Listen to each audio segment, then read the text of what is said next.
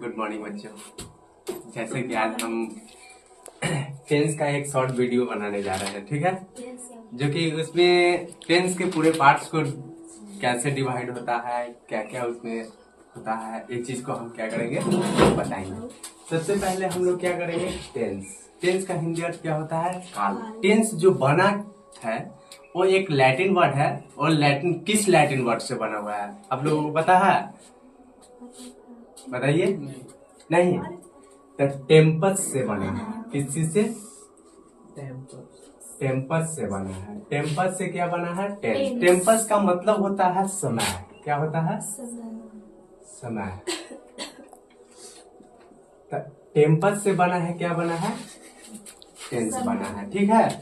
चलो अब टेंस का मतलब क्या होता है, टेंस किसको कहते हैं।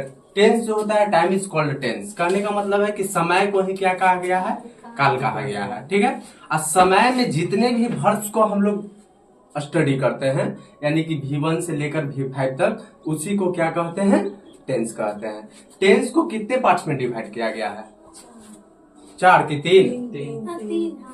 टेंस को 3 पार्ट में डिवाइड किया गया है। पहला जो है प्रेजेंट टेंस, दूसरा जो है पास्ट टेंस, तीसरा जो है फ्यूचर टेंस। अब ये सबको, अब इसका हिंदी अर्थ क्या होता है। प्रेजेंट टेंस का मतलब होता है वर्तमान काल। पास्ट टेंस का मतलब होता है भूतकाल, यानी कि जो हम लोग क्या कर रहे हैं, बीत गया है, जो कहानी बीता हुआ है उसको भूतकाल बोलते हैं, ठीक है, उसको पास्ट टेंस बोलते हैं। अब फ्यूचर टेंस जो होता है वह क्या होता है, भविष्य काल की आने वाले समय में क्या होगा, एक किसी ने जाना है क्या, नहीं जाना है, तो इसको कौन सा टेंस कहते हैं, फ्यूचर टेंस। फ्यूचर टेंस ऐसे एक्चुअली है नहीं, हम लोग के पढ़ना है प्रेजेंट और पास्ट ही, लेकिन फ्यूचर टेंस हम लोग को भविष्य को जानने के लिए क्या करते हैं, स्टडी करना होता है। जो कि क्या करते हैं कि प्रेजेंट और पास्ट को म्यूचुअल किया जाता है यहाँ पे, और दोनों को क्या किया जाता है, म्यूचुअल करके और फ्यूचर बनाया जाता है, ठीक है।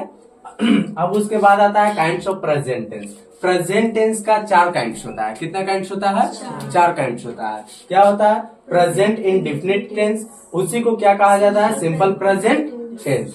दूसरा होता है प्रेजेंट कॉन्टिन्यूअस टेंस, उसी को इम्परफेक्ट कहीं कहीं लिखा हुआ रहता है, ठीक है। तीसरा जो होता है present perfect tense, present perfect tense, और चौथा जो होता है प्रेजेंट परफेक्ट कॉन्टिन्यूअस टेंस।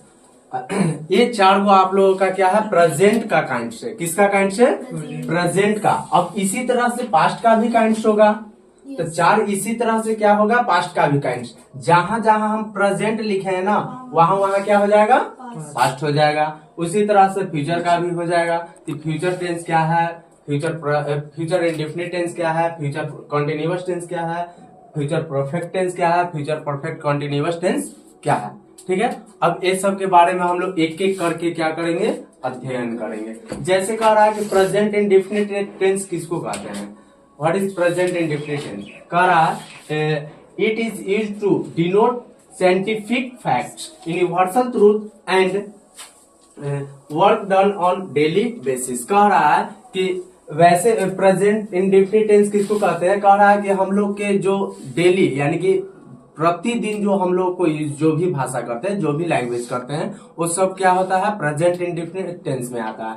जैसे कहने का मतलब है कि साइंटिफिक फैक्ट्स, यानी कि सैद्धांतिक सत्य को दर्शाता है। जैसे universal truth, the sun rises in the east, यानी कह रहा है कि सूर्य जो है वह कहाँ उगता है, पूर्व में ही उगता है, ठीक है।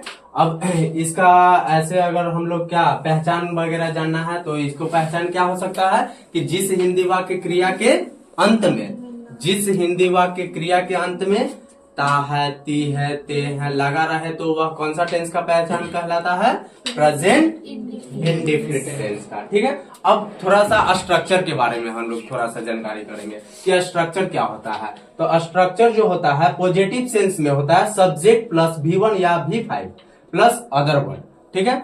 सब्जेक्ट प्लस V1 या V5 देन अदर वर्ड, यह किसका स्ट्रक्चर है, प्रेजेंट इंडेफिनिट का। किस फॉर्म में है, पॉजिटिव फॉर्म में है, ठीक है। अब थोड़ा सा ध्यान दीजिए एग्जाम्पल पर कि वह पत्र लिखती है। देखा तो यहाँ आ गया, ये आया कि नहीं, पहचान क्या हम बोले थे अभी कि ता है, ती है, ते है लगा रहे तो वह प्रेजेंट इंडेफिनिट का पहचान कहलाएगा, यही ना बोले थे। तो हम क्या बोले कि सब्जेक्ट और V1 oblique V5 then other word. तो सी जो है आपका सब्जेक्ट हो गया, आई राइट्स अ लेटर, वह एक पत्र लिखती है, चाहे वह पत्र लिखती है, इसका इंग्लिश वर्ड में क्या हो सकता है, सी राइट्स अ लेटर। अब कोई बच्चा बोलेगा कि सर राइट से क्यों किए, कोई बोल सकता है ना जी, किसी को भी डाउट होगा तो राइट से क्यों किए, राइट क्यों नहीं किए।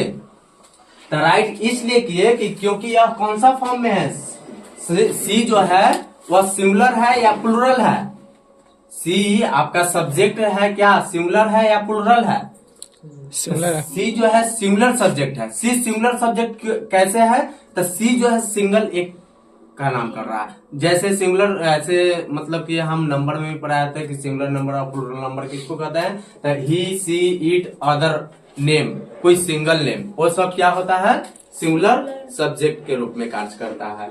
तो सी जो है सिंगुलर है, तो कहते हैं हम लोग जानते हैं कि वर्ब में एस या ईएस लगाते हैं तो वह क्या हो जाता है, सिंगुलर होता है, अन्यथा लेकिन वही चीज अगर नाउन में एस या ईएस लगाते हैं तो वह क्या हो जाता है, प्लूरल हो जाता है। तो यहाँ पे समझने वाली बात है कि सी सिंगुलर सब्जेक्ट था, तो वर्ब क्या है हमारा, राइट, तो राइट में एस या ईएस लगाएंगे तब ना वह सिंगुलर बनेगा, अन्य ही तो अपने अगर मेन फॉर्म में रहेगा तो वह क्या किस फॉर्म में रहेगा, प्लूरल फॉर्म में रहेगा। किस फॉर्म में रहेगा, प्लूरल फॉर्म में रहेगा। ठीक है। अब निगेटिव सेंस में क्या होता है, तो सब्जेक्ट प्लस डू या डज, सब्जेक्ट प्लस डू या does plus not plus V1 then other word. जैसे हम एक एग्जांपल है कि वह फल नहीं खाता है, निगेटिव सेंस का ये एग्जांपल है, तो वह फल नहीं खाता है, तो वह फल नहीं खाता है, तो देखो तो वह आया तो यह भी तो सिंगुलर सब्जेक्ट हो गया, तो सिंगुलर सब्जेक्ट के लिए क्या आ जाएगा, डज आ जाएगा।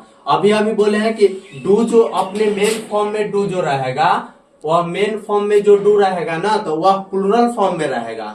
किस चीज में रहेगा, प्लूरल फॉर्म में। लेकिन इसी में अगर डज ईएस ऐड कर देते हैं तो यह किस चीज में चेंज हो जाएगा, सिंगुलर फॉर्म में चेंज हो जाएगा। तो क्या हो गया कि वह फल नहीं खाता है, तो क्या इसका इंग्लिश बनेगा, ही डज नॉट ईट। अब फल है लिखा हुआ है कि फल नहीं खाता है, तो इसका क्या हो जाएगा,